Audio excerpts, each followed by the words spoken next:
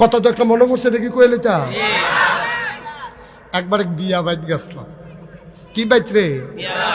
না আওয়াজের লিখে কথা কন যে কি বা এবার এখন আমি যাইতাম না বিয়া বাইত, বয়স হয়ে গেছে গা। আপনি কোন না, আমি এনে গেছি, আপনি কইতে সমস্যা কি? কই গেছিলাম রে? হ্যাঁ, আমি আরো ফোলা পাই লেখাপড়া করি।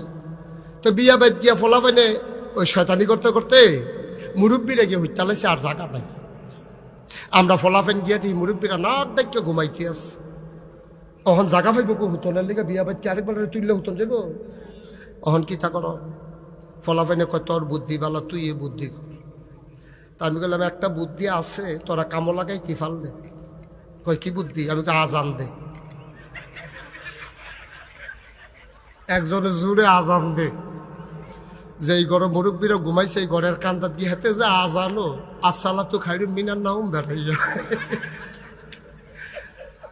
আজান খিসলের লগে লগে মুরব্বীরা সব উঠটা মেসোয়াক টেসোয়াক লইয়া উঁচু করতে যাইতে আছে।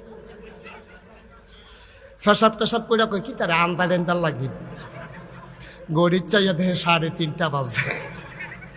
আমি কই তারা যখন উঠটা গেছে বইয়ের শিখিও তো হুইটটা নাক ডাক্কা ঘুম দেওয়া। মুরব্বীরা আইয়া দেখে আমরা ঘুমাইতেছি, তারা বইয়া বইয়া ওজিফা পড়তে আছে।